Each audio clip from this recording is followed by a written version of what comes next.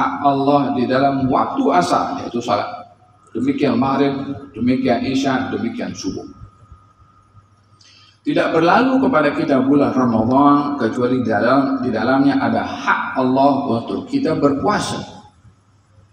Tidak berlalu bulan haji kecuali orang yang belum pergi ke haji, hak Allah di dalam bulan haji untuk ditunaikan haji. Jadi di sini haknya Allah yang terkait di dalam masa, baik itu salat, itu puasa, itu zakat, itu haji, dan juga ibadah-ibadah yang lainnya yang ditetapkan di dalam ibadah tersebut pada waktu. Namun ibadah ini kita boleh ganti. Yang terlepas waktu subuh kita gawat, yang terlepas waktu asar kita gawat. Demikian salat-salat yang lainnya. Yang terlepas Ramadan berpuasa boleh ganti. Terlepas sebabnya apa dia tak berpuasa lain cerita, tapi boleh diganti. Tetapi ada hak yang tak boleh diganti. Yang kalau lepas haus kita tak boleh reverse ke belakang. Ada hak yang tak boleh diganti, itu haknya waktu, bukan hak dalam waktu. Hak dalam waktu, kalau waktu itu subuh ada hak sholat, jadi dalam waktu subuh ada hak dalam waktu subuh, tapi boleh diganti. Yang tak boleh diganti hak pada waktu. Sesaat yang kita lalui itu nikmat dari Allah. 1 jam yang kita lalui itu peluang dari Allah. 1 hari yang kita diberi itu amanah dari Allah. Jika kita tidak memanfaatkan masa dan peluang tadi yang merupakan hak pada waktu yang ditetapkan oleh Allah untuk kita menyikapi Allah pada waktu tersebut, kita tak boleh ganti. Kita mendapat nikmat hari Sabtu, ianya adalah nikmat yang baru daripada nikmat yang hari Jumat. So kita tak boleh nak kata nak menggantikan hak masa pada hari Jumat pada nikmat untuk diganti pada hari Sabtu. Karena yang ada pada hari Jumat nikmat berbeza pada hari Sabtu, kita dituntut memenuhi hak masa di hari Sabtu, hak yang sama kita mesti tunaikan pada hari Jumat yang sebelumnya. So kita tak boleh mengatakan aku nak bersyukur kepada Allah nikmat hari Jumat dan syukur pada hari Sabtu. Jumat adalah Jumat, Sabtu adalah Sabtu, Ahad dan seterusnya. Dalam hari ini ada hak yang kita tak boleh nak tunaikan atau tak boleh nak kita qadha, kita tak boleh kita nak ganti. Ini berharganya waktu yang Allah Subhanahu wa taala berikan kepada manusia. Kata Al-Imam Ibn Athaillah As-Sakandari, bagaimana kamu menyikapi kepada waktu yang punya hak kepada kamu yang kamu tak boleh nak tunaikan. Sementara kamu sibuk pada waktu itu dengan hak yang lainnya.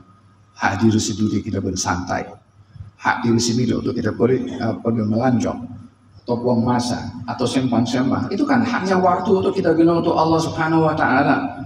Kita tak boleh nak petangnya aku nak sembang-sembang nak kasih habis, esok aku ganti hak waktu ini untuk bersyukur pada hari esok. Asar hari ini tidak sama dengan asar pada hari esok.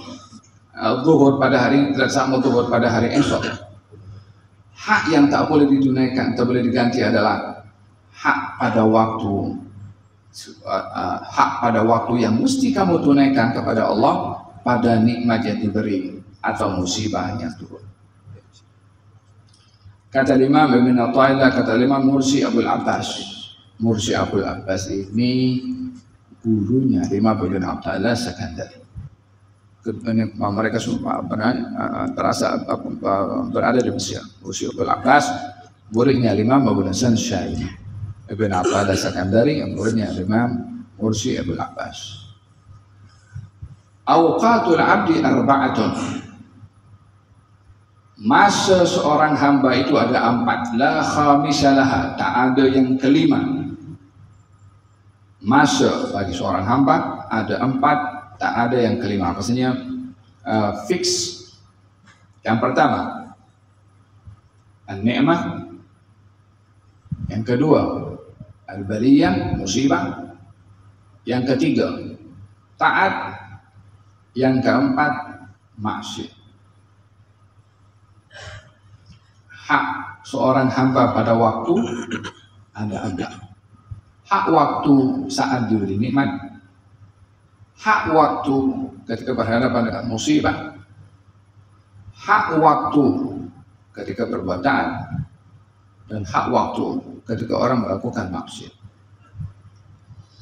Walillahi 'alaika fi kulli waqtin minha sahmun min al-'ubudiyyah yaqtadhihi al-haqq minka bi hukmi ar-rububiyyah. Allah menuntut kamu pada 4 waktu ini untuk kamu tunaikan hak Allah dengan pengabdian kamu kepadanya. Pada 4 waktu ini ada hak Allah yang wajib kita tunaikan, haknya karena kita adalah hamba kepada Dia. Hak pengabdian kita pada Allah akan 4 waktu ini. Bagaimana? Faman kana waqtuhu lit-ta'ah fasabiluhu syuhudul minnah. Siapa orang yang diberi waktu untuk berbuat taat dan ia melakukannya, maka ketahuilah kalau ketaatan itu adalah minnah dari Allah. Minnah maksudnya hadiah. Minnah itu nikmat. Minnah itu anugerah yang diberi oleh Allah Subhanahu wa taala kepada hamba karena melakukan ketaatan.